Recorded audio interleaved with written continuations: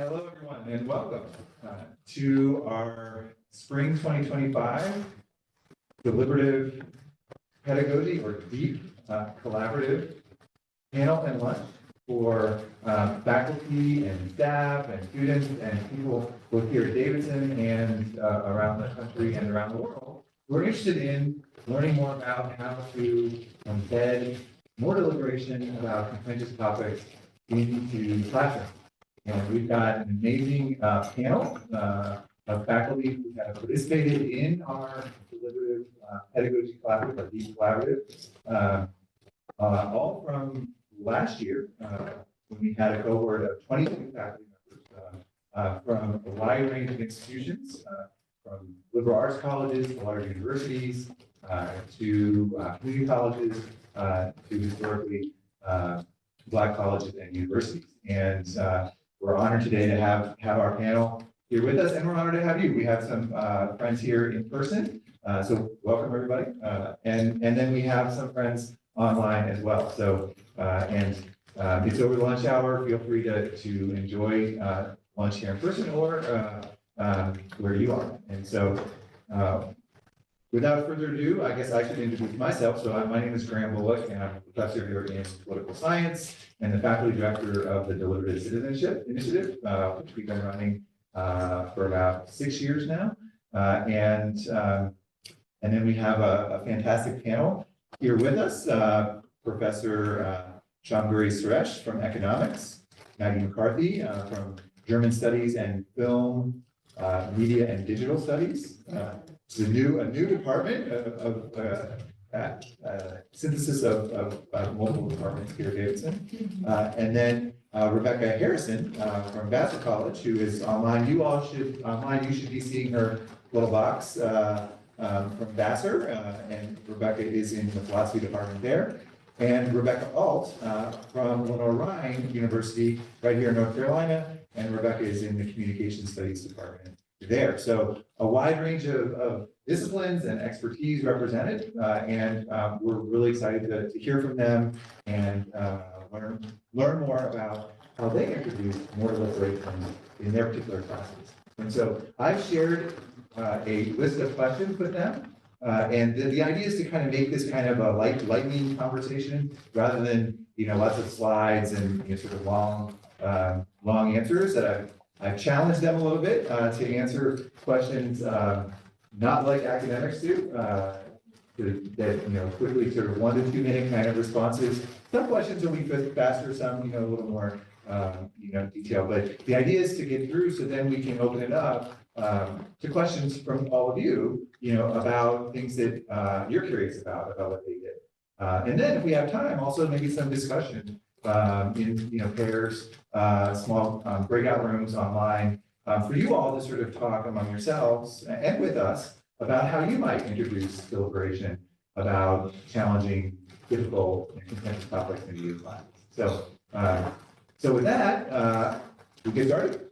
All right. So maybe we can start with a simple question: what class did you embed deliberation, more deliberation, into as part of the DeeP Club? And maybe Sean can start with you. Yeah, so I did this for Eco 495, which is a senior capstone course, and I did this for my section of the senior capstone course. And the course was titled Contemporary Issues in Economics.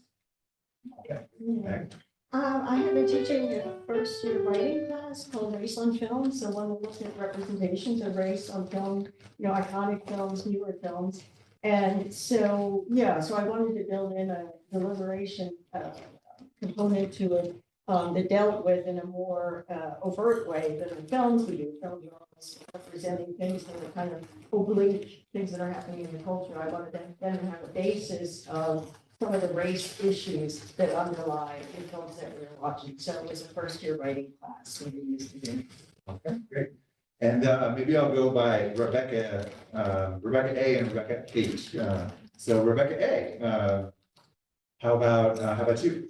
I embedded deliberation into my sports communication class, which is an introductory sports communication course for the communication studies program, but also draws a lot of students from other programs like sports management, health exercise science, and business students as well. And Rebecca H. I primarily incorporated it into an introductory level philosophy of love and sex class. So it's been really interesting to make use of it there. I'll talk about it more later. But I've also incorporated some deliberative elements into all of my classes, which includes stuff like 19th century European philosophy, which is a kind of different playing field than asking students to talk about like love and sexuality and stuff. So it's been interesting to sort of see how it actually works pretty much the same. Probably the most challenging thing is just coming up with like good prompts. But we'll talk about it later. Yeah. Well, yeah, we'll get to those. Thank you for that sort of that segue and preview. We'll come to some of the challenges in a minute, but the next, we'll kind of combine the next two questions. So, and you may have touched on them a little bit, but you can expand more. So, why did you choose this particular course? And what were your goals going in to, embedding deliberation into that? John, maybe start with you. Yeah, so I chose this course because I think economists disagree on both positive and normative aspects of things. So they disagree on the interpretation of the real world data, and they also disagree on what kind of policy should come about as a consequence of the positive disagreements. And so I think in a class like this, where students are have all the background already, they can essentially deliberate with more information coming in. And so the deliberation can be rich and can be rewarding. And this is a capstone course, so students have taken all the prerequisites. They're all at the same level playing field in some sense, which also made it a good class for me to try this out. Yeah. That's kind of maybe the opposite for you in some ways, Maggie. As a writing course, yeah. Yeah, I would start autobiographically. I taught a class a number of years ago. And usually, my films are all about interpreting film. So as I mentioned before, kind of at a remove from whatever dicey issue might be represented in the film. But there was one class we had where we ended up talking about Civil War monuments. And it was just a very angry exchange between one student and another who disagreed with each other. There was a level of anger there that was this kind of took me back. And then they were quite angry with me for not in some way setting things up in a way that might have hindered that from happening. So I thought, okay, I need to beef up my pedagogy, figure out better ways of dealing with difficult conversations. And last year I thought was a good year because it was, we were heading into the election. This was in the spring of 2024. And I do think it's a good idea, as I was saying before, just to map what the issues are out very clearly. Just as an example, we watched a very funny episode of Atlanta, which was a Donald Glover series where it's a fantasy about, whites having to pay reparations to blacks for slavery. And it's a very paranoid fantasy, and it's almost kind of funny to watch. But then in the deliberation that we did, we were working with the database that Graham pointed out to me. There are position papers that take either side of each issue. So we did 1 week, the pros and cons of reparations, and it helped us to get beyond the paranoid white fantasy of what could happen if you pay Black people reparations. So mapping everything out, pull things back into the realm of reason from the realm of fantasy projection. Yeah. So it's really useful. Yeah, fantastic. Rebecca A. I chose sports communication because so just for reference, sports communication and sports rhetoric is sort of my academic expertise and background. Did a lot of research in my dissertation. And after teaching sports communication courses for a number of years, I noticed that sports topics really lend themselves to debate and just the nature. And I know even at Davidson, you all did the greatest of all time deliberation. So topics that seem, just pop culture, or that's just about sports, or it's the toy department of society. there's a lot of depth to how you can break down certain topics. And in the greatest of all time example, right? What are we valuing? You know, which context are we talking about? Which sport is it? Does that athlete have any kind of scandals associated with them? How does that weigh in? And then on a larger political comparison, talking about gender issues, even immigration issues, free speech and censorship. There's so much that sports reflect. And I noticed that students in my sports communication class would participate in those kind of political conversations without even realizing that we were having political conversations, because it's just about sports, right? It's bound in a way that feels accessible and maybe safe to a certain degree. But my goals were to improve the quality of that debate and the discussion. Because if you've watched any show on ESPN, any talk show that's debate oriented, they're talking over each other and they're shouting, and it's personal. And that's fine for an ESPN show, right? Like that's what we use media for sometimes. But in a classroom setting, I did not want to mirror that same kind of like punching back. I really wanted to deepen the quality of the deliberation.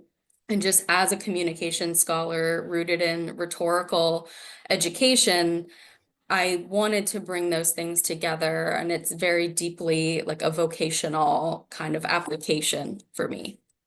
Yeah, that's great. And just to sort of follow up, Rebecca, you mentioned we run this deliberating goats kind of event at Davidson. It's a nighttime thing, 9 o'clock at night. Mostly students, all students really. And it's a fun event, talking about the greatest of all time in not only sports, but also movies and music. And it's a way to sort of introduce deliberative practices in a kind of fun and low pressure, kind of low stakes context. And independent of that, one of our students, our first year student, wrote his blog post, one of our fellows wrote his blog post on, it's entitled Sports Talk as a Model for Deliberation. Independent of having talked to Rebecca or having done deliberating goats. So students are making that connection. And maybe Adam, you can add that link. I just sent it to you to the chat. So, and then Rebecca H, your class was also on maybe an accessible topic. Yeah. To students. First, I wanted to say I love the goat debates idea. I want to hear more about that later. But yeah, so my main introductory level class is the philosophy of love and sex, and one of my main goals for this class before I even got into the deliberative pedagogy side was always to get students to engage on a deeper, more personal, more open sort of level in a way that allowed them to like really articulate their own thoughts and feelings about the thing in a way that we could then use in a philosophical way in this discussion, but also in a way that allowed them to sort of bring different experiences and perspectives to the table and disagree with each other about very personal, like sometimes political, sometimes not obviously political, but very personal and generally accessible, but like also potentially sort of emotionally difficult occasionally, topics. And yeah, so I selected the course because I thought it would be a really good candidate for that reason, and it was. Fantastic. Yeah. So now the next question is to really get into the kind of substance of what you did, and to explore how did you embed deliberation into your course, and what specific deliberative pedagogy approaches did you use in the course? And because in the collaborative we talk about a lot of different approaches. You know, there's different strategies, and then collaborative members kind of can pick and choose what fits their course best, and how they see it kind of fitting in. So Sean, how did you do? Yeah, so I have a few mini deliberations on topics that I was working with throughout myself. But then this course historically, the second half of the course historically, I've taught this course several years, has been students choosing their own topics for whatever contemporary issues matter to them. So what I had the students do was teach a topic, and then the same students who taught the topic would be a substitute who taught the topic, and they would be the ones who would facilitate the deliberation on that topic the following class. And so the students were both the teachers and the facilitators, and the remaining students were the participants in the deliberation. So I had rubrics for evaluating the facilitators, for the teaching of the material, for the deliberation.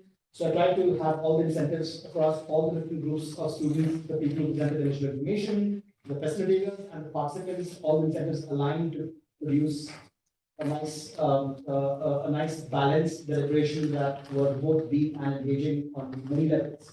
And I think for me, what I did differently from just regular class discussion was I added points in the rubric for people who brought up personal examples or examples from other courses or examples from their discussions with family and friends.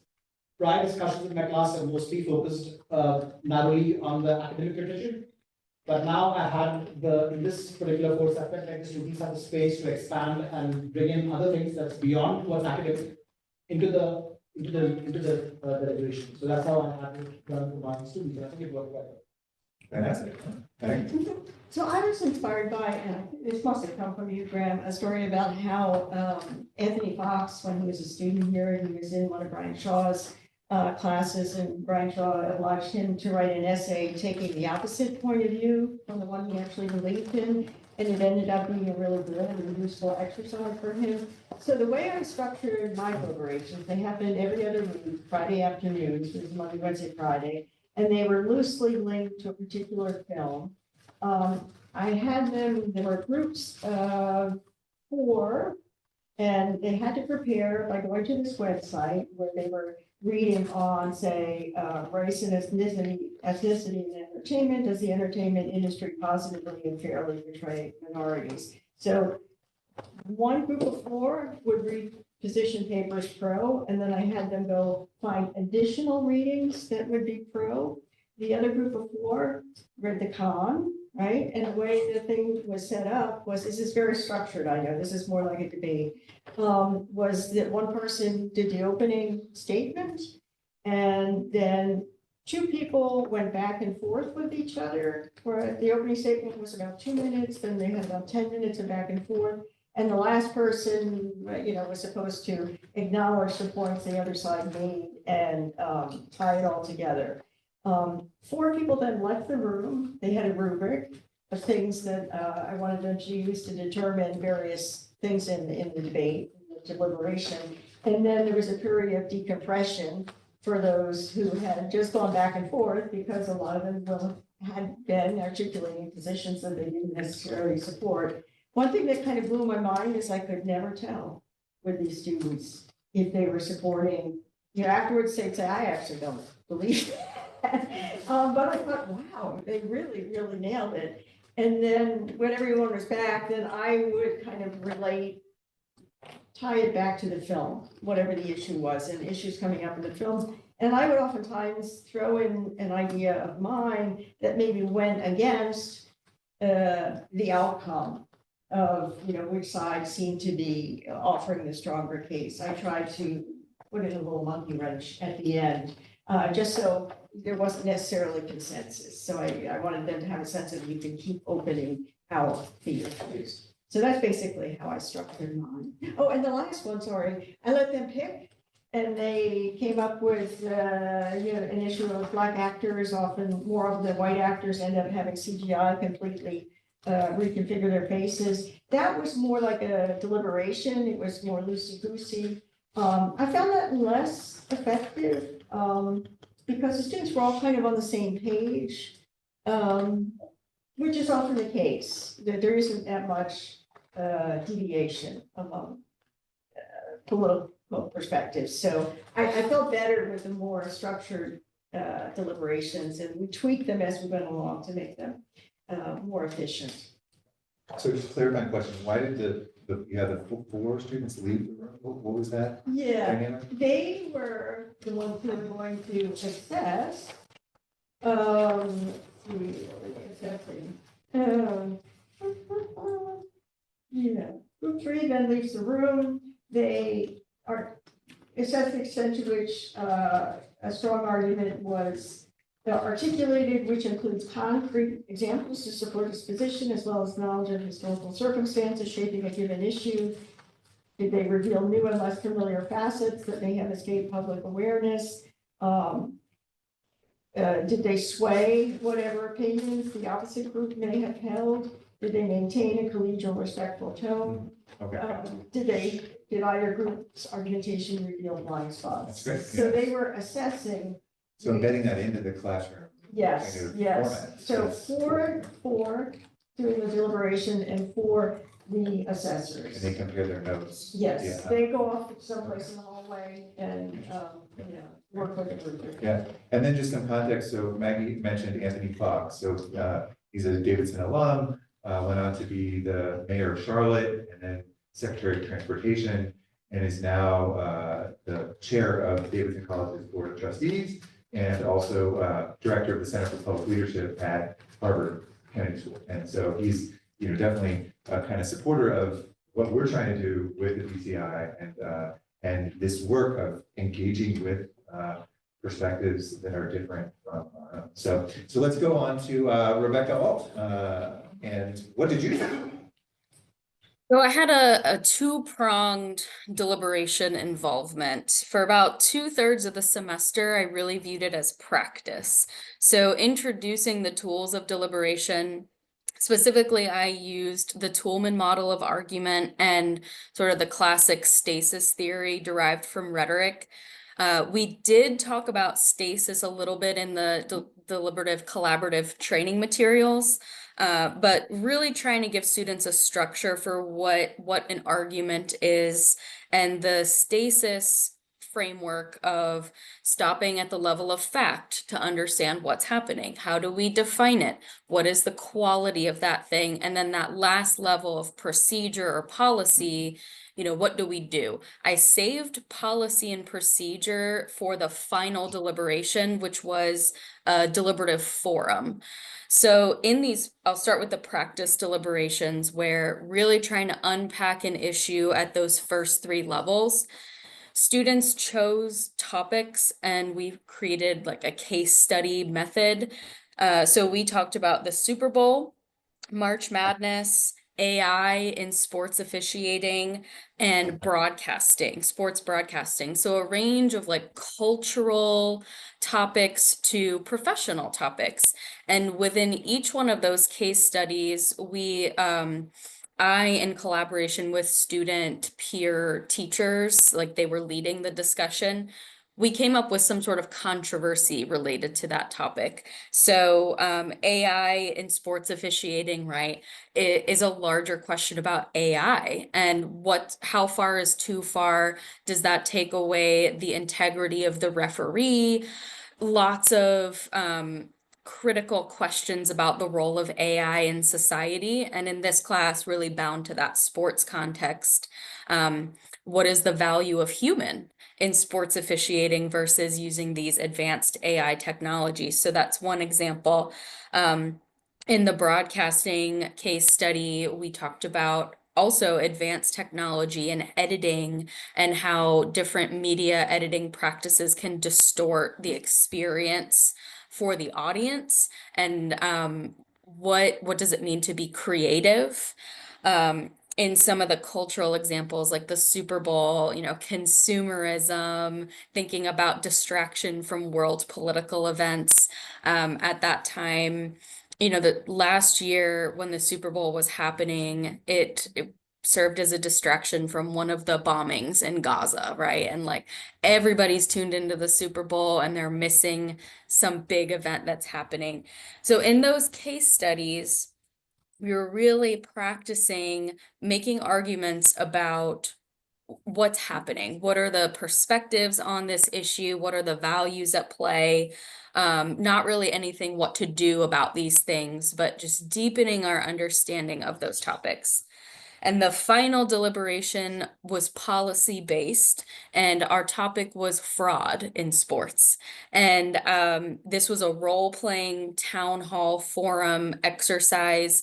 students had different roles to play, whether they were coach, athletics director, journalist, PR professional, kind of all of the roles associated with the topic of cheating in sports, right? And performance enhancing drugs. And it was, again, about a third of the semester was spent just on the forum. So I'm like crunching everything into this response, and yeah, so that is how I incorporated the practice deliberations to set the stage for a final deliberative forum where not only were other considerations being weighed and understanding values, but then students were actually trying to problem solve, right? What do we do about this problem? Great, yeah, I love that sort of, sort of differentiate, making sure you're doing both, sort of engaging the argument and also the policy context. Rebecca H. All right, so I want to reiterate one of my goals just to set up what I'm doing. So one of the big goals for this course, and for all of my courses, I think, is to figure out how to enable students to practice disagreeing with each other in good faith and in a sort of personally involved, engaged kind of way. Because I think they have a hard time with it, actually. And I care a lot about the current sort of generation of college students' ability to have conversations in which they disagree with each other productively. Anyway, so this is one of my big goals. And to that end, there's several things that I did in this class that I think were really helpful. The first was that I spent the whole first day just sort of setting the stage by asking them to do some of the deliberative pedagogy readings and then talking through that. Specifically, the main thing that I highlight on that first day is the thing from the Aiken and Talese reading about the way that I frame it in my classes anyway is about framing disagreement as a mode of community-oriented care and respect for each other, good faith disagreement.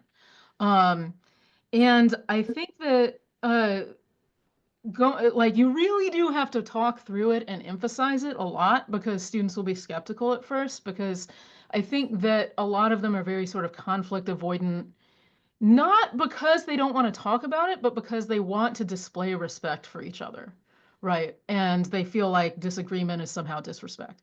So you got to talk them through, like teach them how that can be not true. And then the practical, actual like assignments and techniques and stuff. There's two main things that I did. Both of them are in-class deliberative elements.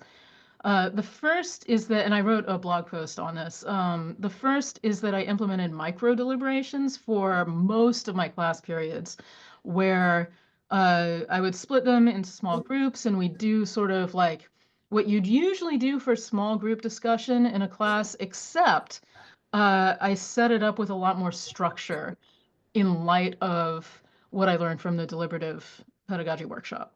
And so they have specific steps that they're meant to walk through.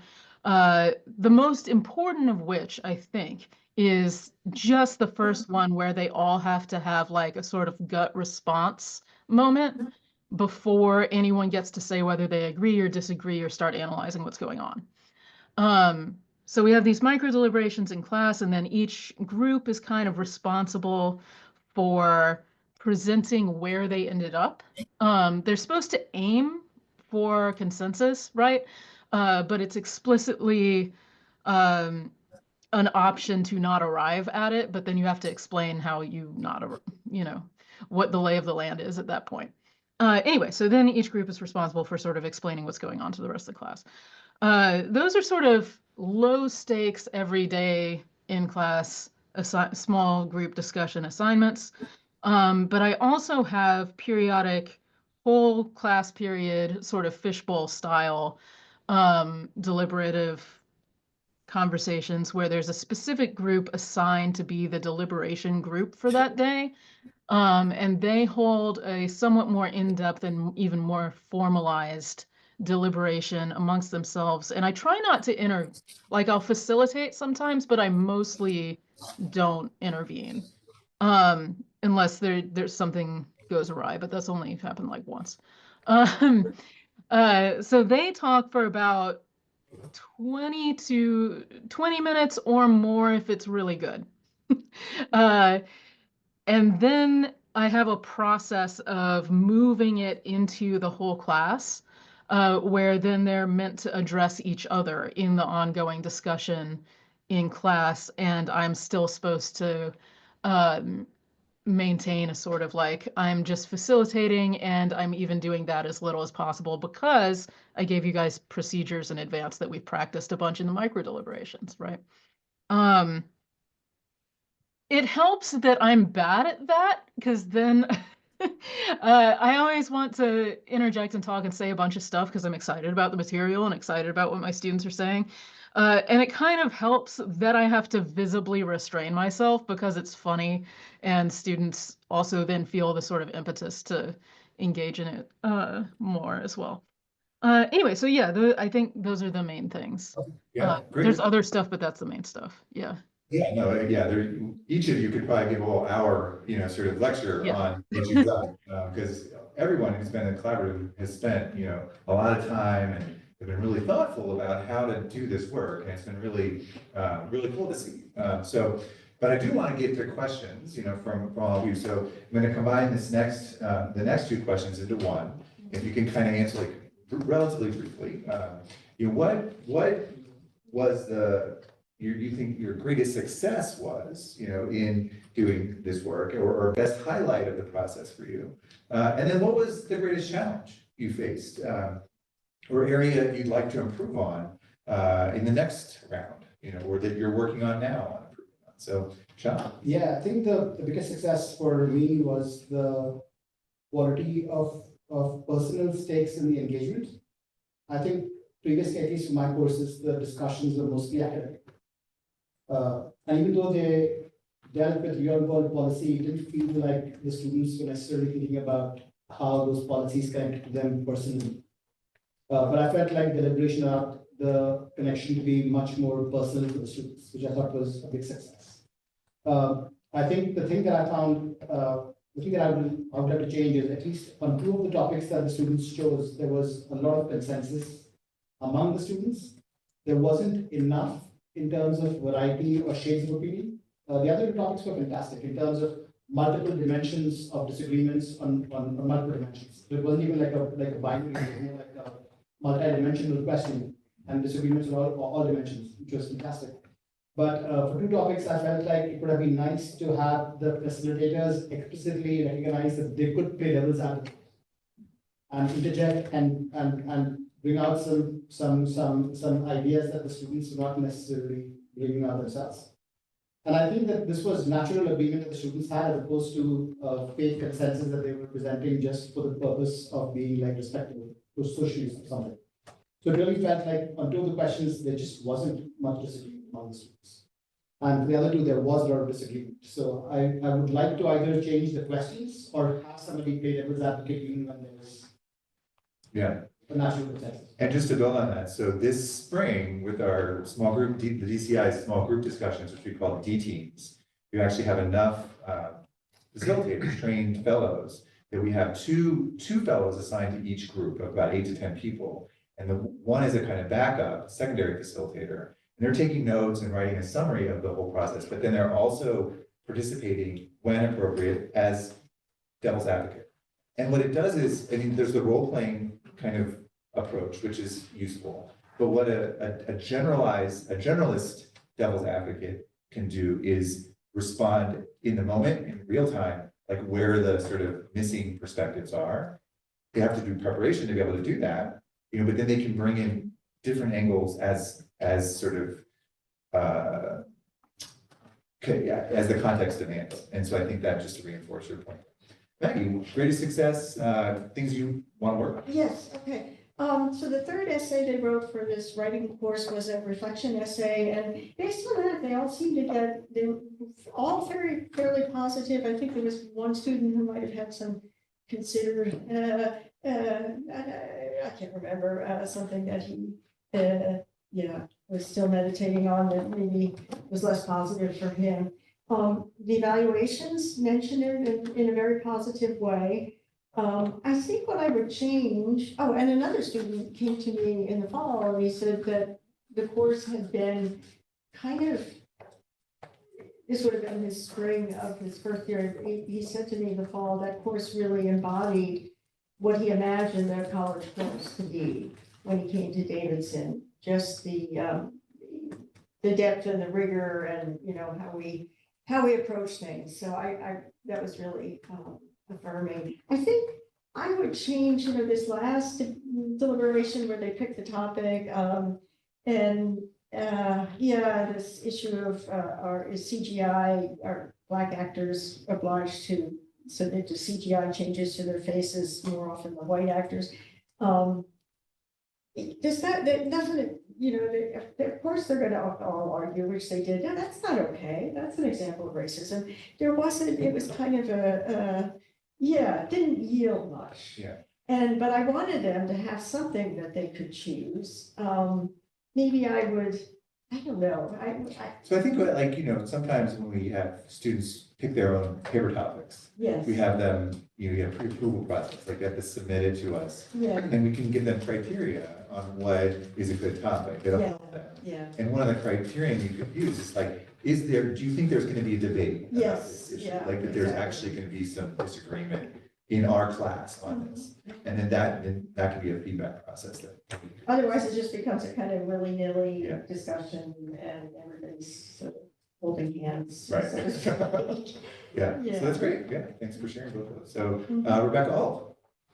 Kind of It's to kind of build on what Maggie just mentioned. So in the final deliberative forum had both success and something that didn't quite work or that I would like to try to improve. So in the forum, they were all assigned different roles to play. The topic was fraud. But of course, they all agreed, you know, cheating is wrong. We don't like that. But they weren't able to get into the mindset of solutions, which was the point of the policy forum, right? Like you're bringing together all of these stakeholders in the world of sports, professional or collegiate, and they weren't able to think about problem solving. It was, they were all in agreement that they, you know, this is not good for the integrity of sport.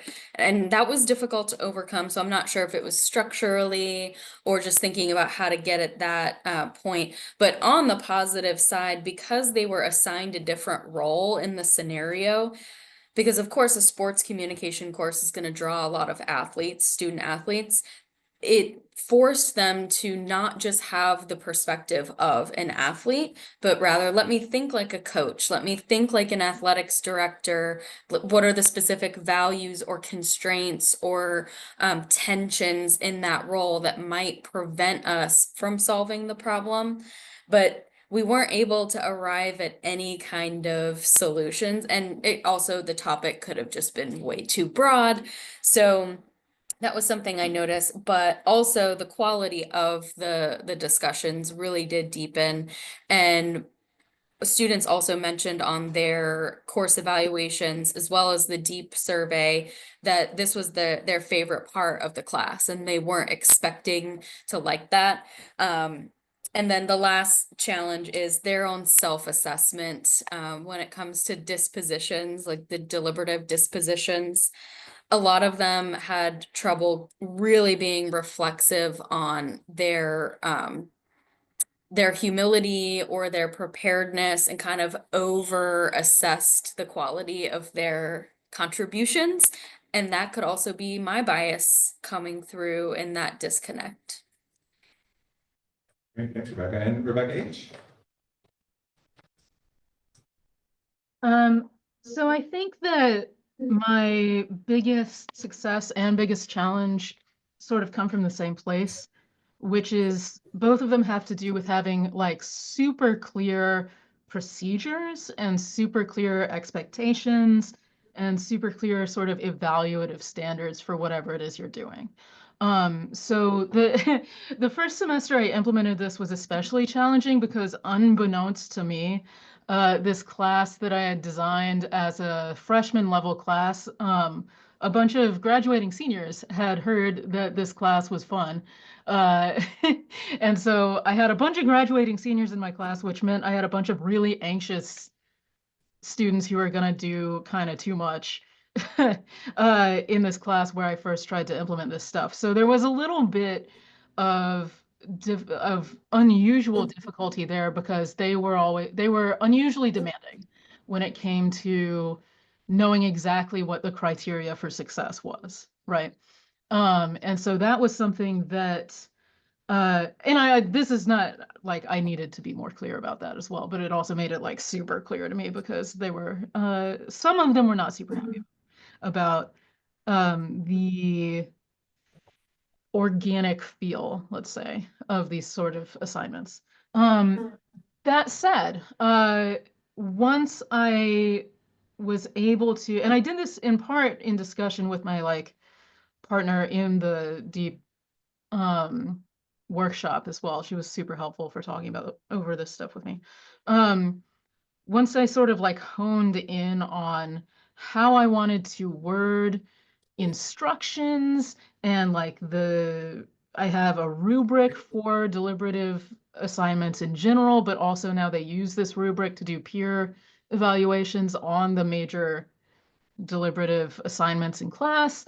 Once I sort of honed all that into something that worked really smoothly and was like as clear as possible to a point of feeling tedious at first. And this is part of what was challenging to me is that I am very one of the things that one of my colleagues likes to point out that we're weird as faculty, and our students we should not always expect that our students are going to be like us in any way. And so one of the things about me that not all students are going to have is like, I'm totally willing to just jump in there and start talking about stuff and be interested in things without worrying about how it's being graded, without worrying about like whatever else. And they are not. So anyway, it was really important to get all that stuff super clear. But once I did that, I found that if you just stick with the kind of tediousness of teaching them the procedure and teaching them how to do the evaluation of each other and reflectively of themselves, by the time you hit the middle of the semester, it feels a lot more natural, and students are much better at having these sort of deliberative discussions in the first place. So one of my big successes is that by doing that, I set up a sort of structure that allowed students to feel comfortable disagreeing with each other because they were going about the procedure, right? So I think it helped take pressure off of them to kind of they still have to explain themselves with reasons and argue for their position and in that sense defend their position, but they didn't feel nearly as defensive about their positions or protective of their positions because it was actually their job to articulate them in the like explicitly in the procedure for the thing. So by the end of the semester, I had quite a few students remark unprompted to me in office hours that they felt more comfortable disagreeing with each other about anything. Like it doesn't matter about what, just in general, they felt more comfortable disagreeing with each other and felt like the discussion was more free and open and honest in that class than anywhere else on campus. And I felt pretty good about that. So. Yeah. So several of you mentioned some, positive feedback you received. All right, my last question, then I really do want to open it up for you guys to ask some questions, both friends online and in person. And so we keep again this relatively brief last question. So how was your, this is more reflexive for you all, how was your experience generally with the DeeP Collaborative? What advice do you have for those currently in the collaborative? You have several online and in person who are teaching their deliberative course for the first time right now. And then would you recommend it for other faculty, who haven't yet been part of the collaborative or tried to go through this kind of process? So Sean? Yeah, so I think I would emphasize that the collaborative part really is collaborative. There's this whole training session at the beginning that was useful, then there are small group sessions that were useful, then the paired peer mentors in some sense was also useful. So all those parts of collaborative were very useful. I would absolutely encourage more people to consider doing this. I think what I found to be really important is spending a lot of time and thought in developing the right rubrics and having all the incentives aligned to produce like good deliberation. I think most of us have always had good, most of us, I think academics with experience have had good discussions in our classes, but switching from just discussions to deliberation, I think is a different, it's a different field a little bit. And doing that well requires having a really detailed, well thought out rubric that emphasizes in some sense that everybody participates. There's always this concern with discussion that some people dominate, some people don't, and so on and so forth. But the idea to have everybody participate in all the incentives aligned, so nobody wants to over participate, everyone wants to participate, having all that stuff in the rubric really carefully spelled out and thought out is super important, or this could, or this could collapse. But I do think it's a great idea. I think it's one of the things that people should try at the very least, and then maybe continue implementing in multiple courses to different extents. Yeah, fantastic. I think it was absolutely worthwhile. Rebecca, when you were talking about a student who felt like they were more comfortable disagreeing, I'm pretty sure one of my students said that. I hope that's not wishful thinking on my part, but I think one of them said that in the essay, that just the idea of disagreeing with somebody is not as threatening as it was. And I feel like in the first year to have an experience like that, hopefully that's a mindset that they can take with them to all of their classes. Just having structures that keep discussions from kind of branching out in all directions, which is often what happens if you're just generating ideas. Just having these structures in place, even if I didn't do it as, as the structured deliberation, I think I have structures that I can use in more general ways to have more productive discussions. Yeah. Great. Rebecca A. I was really impressed with the comprehensiveness of the DeeP collaborative. And my partner, Andrew, is actually on the call. I saw him on there. So one of my pieces of advice is work with your partner, seek feedback. That was a really, really valuable connection to make, and, being able to bounce ideas off of each other. And we're still in touch here and there. And Rebecca, you said in one of your first comments about incorporating this into other classes since then. I have also been doing that, not quite as comprehensively, because we really spent so much time on the courses for the collaborative that in the future that would be my goal, but time constraints and whatnot, but just being more skilled in facilitating conversations and having that toolkit is so valuable. And I feel much more confident in my ability to facilitate these conversations. And I know it's not all about us, but we are part of the classroom too. So the more confident and equipped we feel, the better it is for everyone, in my opinion.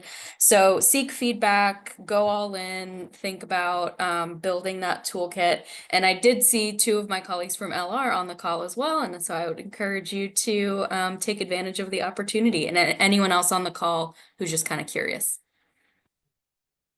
Fantastic. And Andrew just wrote, really value being deep collaborative partners with you as well, Rebecca. So Rebecca H. I would second everything that Rebecca A. just said.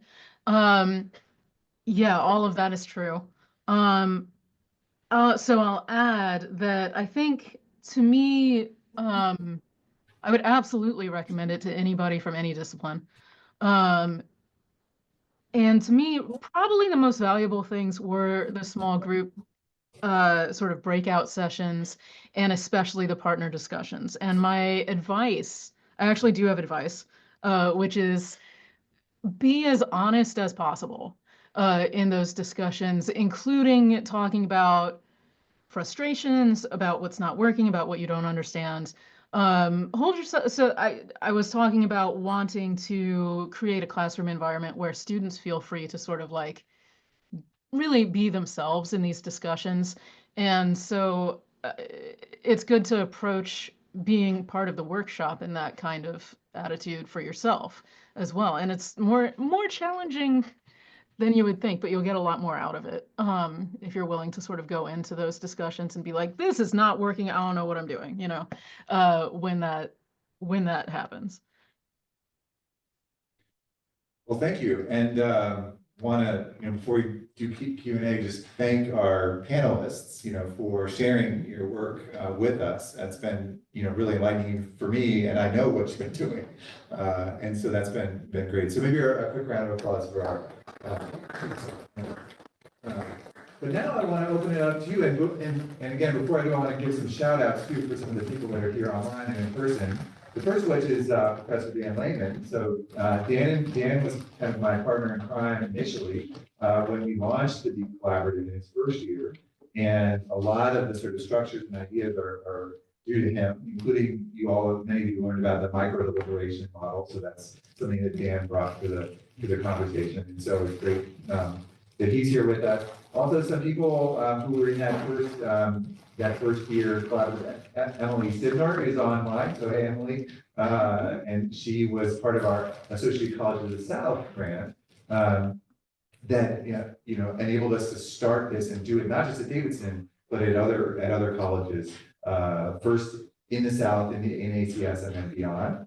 And then we've got some current members of the collaborative. So we've got Bamjir and Kristen here with us from Davidson, and then online we have. I'm just looking to see if I can get there. Kate from Rhodes. Hey, Kate, good to see you. And Alberto from Drexel, good to see you. And Jose from down the road at UNC Charlotte. Hey, Jose. And then Kalinda from North Carolina A&T State. Good to see you, Kalinda. And then Kelly from Swanee. Hey, Kelly, good to see you. And it's just wonderful to see. And then I think we have some other faculty members from other places as well. So I want to open it up now for questions that you have. So if you want to put your hand up online or in person for the panel generally, or for individual panelists. So I'm seeing Kate. Kate has her hand up. I think you can talk right at him. Yeah. So go ahead, Kate. Yes. Hi. I've had this opportunity to do deliberations with a course that has a lab component. It's conservation biology. So we go outside for field labs, and I've noticed, and I want to know, is this unique, or how have you seen, like I've noticed that my students are building camaraderie and empathy outside or doing things together.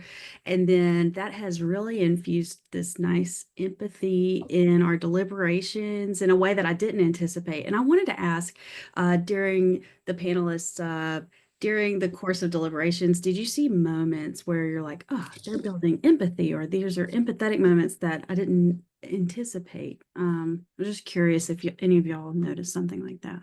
Thank you. Yeah, anyone want to take that one? Yeah, sure. I think I did see some community building. I think that's a really good unintended benefit, so to speak, of this process.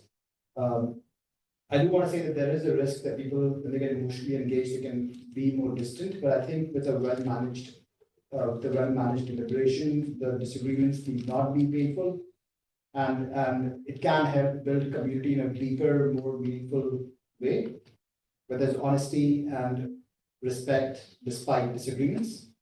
But I think that does need to be carefully managed in some occasions. But doing it outside, I think the classroom environment helps even more, because there are so many things that people can bond over that connect them, that the disagreements may not seem as significant. Yeah. Okay. Any others? Yeah, Rebecca. Yeah. So I absolutely yes in my classes for sure. And actually I noticed that a lot more last semester than I did this past spring. So once I got things sort of smoothed out a bit, I think there's something about putting students in conversation with each other in a way that is built to be mutually respectful, but also mutually curious, right?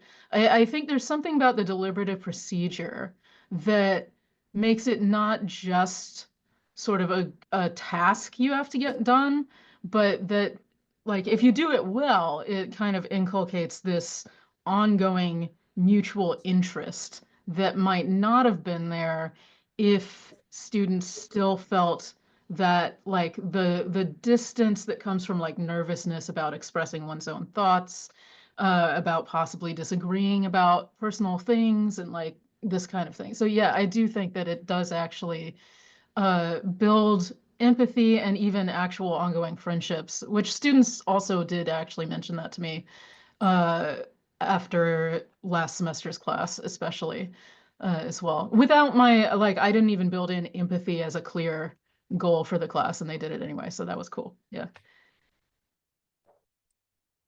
Great, thanks.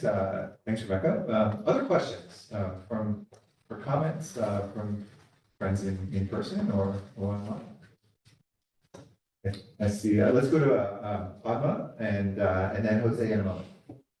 So I want to ask Sharon, because you did economics course, right? So when you actually introduced the deliberation, did you explain to students that we are going to do it differently this way and how it's going to be different from normal discussions and what are so how did you actually prepare them to set the expectation and how you will proceed so that they get the most out of it? Yeah, I think I shared the rubric with them. So it was much more structured than discussion would typically be. And I shared like a detailed rubric for all the different topics within the deliberation, the teaching aspect and the deliberation aspect, and the rubrics for all different aspects. I think seeing the rubrics and the procedures laid out in such a structured fashion was especially helpful. Because discussions can be organic, which has its own benefits. But the deliberation is much more structured. And there's organic stuff happening within that structure, but it's really a much more structured environment. Giving students all the scaffolding they need to get there, along with the entire rubric that they need to succeed in that environment, I think is really important. And I can't emphasize that. But yeah, that's what I. And if you want to add our. Yeah. Yeah, especially I think there may be an interesting difference, right, for students who are in a major and there's an established class and they're seniors, whatever, that work of preparing them, versus first years, they don't know what to expect. Okay. And so, it's not as maybe important. Although I taught a writing course this fall for the first time, and it was called Good Argument. And it was sort of advertised as this thing, but I did explain that this is maybe a little different than what some of your classmates are doing in their other writing courses. That they're all involved in argument, but we're really going to push you to sort of engage with different perspectives. So I see Jose, and then Emily. Yes. Hello, Graham. Hello, everyone. First of all, thank you so much for this event. I've learned something from each of you, so thank you for that. My thing is the facilitators, right? I think I need help in that area in making sure that I bring them up to at least to do the facilitation adequately, I guess, and especially with the time constraint. I mean, we're doing so many things, but I think that's one weak point as I'm doing my first deliberations. Any advice regarding helping students along and improving their facilitation or being good facilitators? I think it just takes practice, just like we would encourage our students in participating in the discussions or in writing. It takes practice. And as a facilitator, I certainly have had classes that didn't, I had a plan and it didn't go according to plan. And anytime that happens, I can crumble a little bit, and just recognizing that we're human and trying something new for the first time. Of course, you're not going to be perfect at it, but I think there are resources through the collaborative and through the small groups and your partner maybe workshop, run a draft of questions by someone to get some feedback. But, it's don't put so much pressure on being perfect, and the more you do it, I think the more natural it'll feel. Yeah.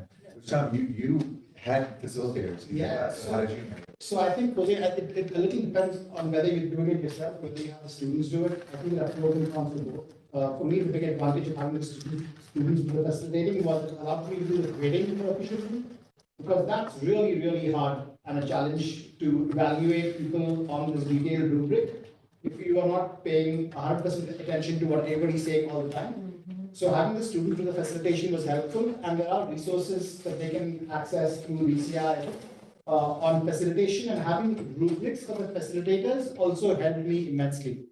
So I have the students do facilitation, I gave them rubrics, I gave them resources, and I was also evaluating them.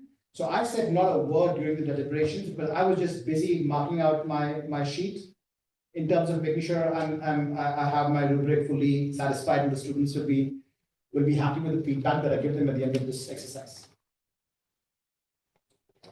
Yes.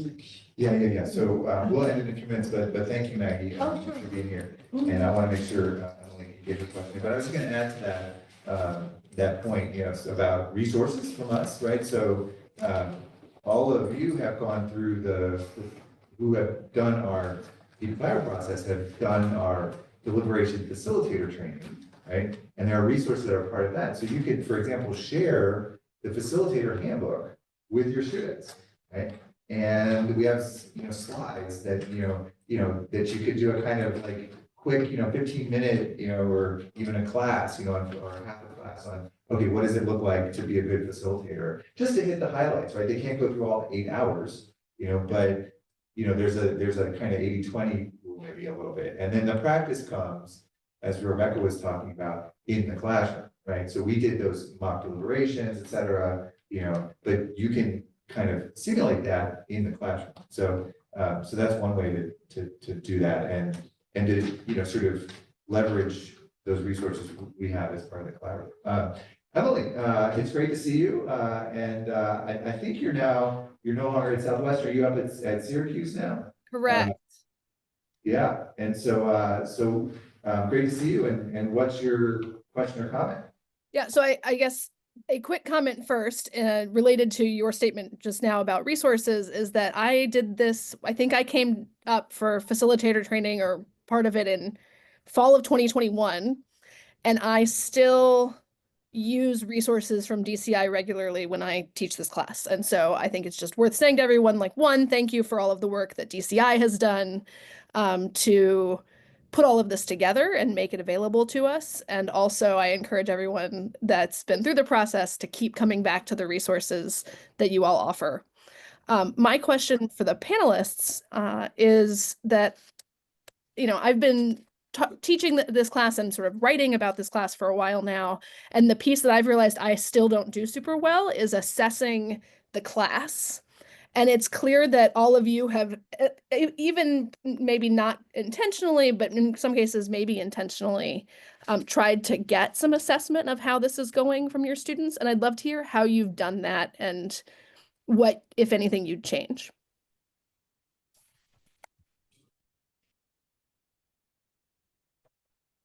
So I guess I can jump in again. I think the reflection essays have been helpful for me a lot.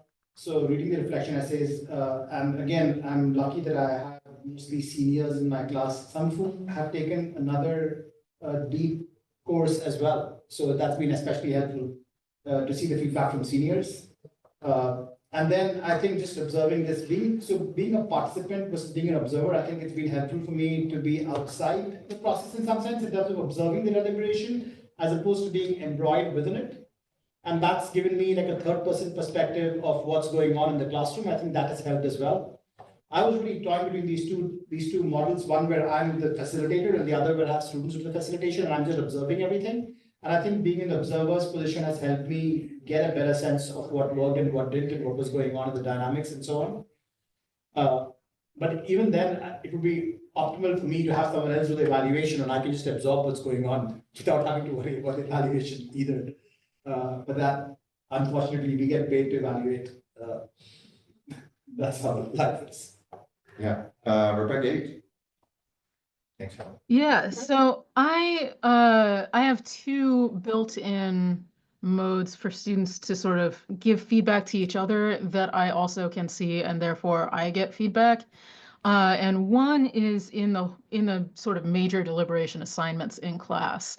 The students who are not in the sort of fishbowl group are supposed to participate later on in the class, but they're also meant to fill out peer reviews of the people in the main discussion, ideally later that same day. I usually make it due like 24 hours later. And then that is highly structured and fairly short, based on the general deliberation rubric that I developed out of. I actually have a citation for it if it's, oh my God, where to go? From the Deliberative Pedagogy Learning Outcomes in Drury, Brammer, and Doherty 2017. Deliberative Pedagogy Learning Outcomes rubric. Anyway, I edited down from that thing is huge, so I made like a little miniature version, borrowing a lot of the concepts and terminology from that to identify what, for my class, were going to be the big sort of goals and deliberative skills that I wanted to emphasize. Anyway, so students use that as a rubric to evaluate each other, and in doing that, I think it can give me a sort of impression of how they perceive what's going on. But I also build into the whole class, there's a midterm and a final self-assessment assignment that they do that includes some fairly open-ended questions about what they feel like their strengths are, what they think can be improved, but then also what about the class they think is great, what about the class they think needs improvement. And I don't usually explicitly ask about deliberative elements. I let it come up in those. Your mileage may vary.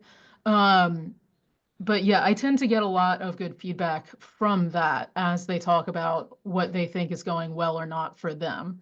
There's a lot of stuff that's like built into that that'll give me information about how things look from their side, at least. Yeah, that's great. And the sort of layered nature of it, I think, is really helpful. So, so we just got like 2 minutes left, but I want to make sure Matthew has a chance to ask his question, and then we'll wrap up. Yeah, thank you all for this, and also thank you for having it open to the public. I'm actually not a teacher. I'm someone that runs a community group up in the Triangle called the Triangle Heterodox Club, and we try to facilitate deliberative discussions. And we've started expanding the group from what used to be a meetup group to now we've done some discussions at UNC. We have one coming up at NCSU in May, and we're trying to build a little more structure into what we do. And basically, my question is a little abstract, but bear with me. So I try to use like stasis theory as well. My approach is to deliberative discussions. My background is like research and government, and big fan of like taking a deliberative rationality approach and the new public service approach to structuring conversations. The problem I've run into is people increasingly raising the question of why even view deliberative rationality as something to hold normative weight. And so I'm kind of in particular curious to how maybe Rebecca will, or sorry, I have Rebecca Harrison will respond to this question, because we get a lot of people that kind of raise this philosophical question, and it goes back to like this interesting kind of neo-romantic vibes going on in the culture where people are asking things like, well, can we even define terms? Is there such a thing as definition? Or they will have this reaction that you're being chauvinistic when you're asking them to like consider the implications of how they're defining something, or consider the implications of believing something is real or not. And I will get, unironic questions that are like, well, what does it even mean to call this real? Or like, I'm going to reject trying to analyze things in this way where there is any essence to get to in this question, instead of like just treating it as a holistic question where there's these different approaches, and there's kind of like this implicit pragmatist epistemology going on that like sometimes actually makes it hard to get people to discuss things in a back and forth way. Okay, Matt, thanks. I'm gonna have to interrupt you because we're just running out of time. Yeah. Look at that, and that's a huge topic. Maybe Rebecca, you can try to answer, this deep question that Matthew's raising in a minute or so. Yeah. Yes, I know what you're talking about. The trick is to lean into the pragmatic aspect in the following way. What they have a grip on that it's very much like the not wanting to disagree for the sake of respect thing. So you lean into it by making them care about the immediate discussion with each other and like getting to know each other through this discussion and know each other's points of view and stuff. And incentivize having a particular point of view that you bring to the table as like, this is what you have to offer, you know? And it does tend, it's annoying because it can sort of initially lean into sort of weird relativism that, ugh. Yeah. But if you can motivate them to see each other as being in the same world with each other in the same community where it matters whether they work stuff out or not, you can use that to sort of get you to a more like we have a stake in this. We have to actually care about what's even real with each other at least, and then go from there, you know. Okay, that's super interesting. Thank you. Sorry for the long question. And thank you all for this. It's a good one, so thank you for raising it. But I do want to respect everyone's time, both, you know, everyone online and in person. And thank you all for being here, and I hope that, you know, we can kind of continue these conversations. Several of our participants, our panelists mentioned kind of resources, and I saw Rebecca H. added a rubric, you know, in the chat, and maybe you guys can send me some stuff. I'll ask Maggie too, and then we can share with everyone who is here if you're willing. And then we have some stuff online. We have the whole DeeP collaborative mini course online that you can check out, and then also for Davidson friends, we have 2 events coming up where you can see some of this work in action. Next Thursday, a campus conversation on the honor code. And it's for faculty and students to come and to talk to each other. So please try to come to that if you can. And I know Sean's already signed up for it. And then in April, we're gonna have a campus conversation about freedom of expression. We don't have a date yet, but it's being organized right now. So watch out for that. And again, thank you. And let's sort of end with a round of applause again for our incredible panel. And last thank you is Adam, who has been running this fantastic hybrid situation. If it ran smoothly, it's due to his prowess behind the screen. So thank you, Adam. And thank you all, and we'll stay in touch. And if you haven't had your small group discussion yet, then do so. And we'll see you again. Take care.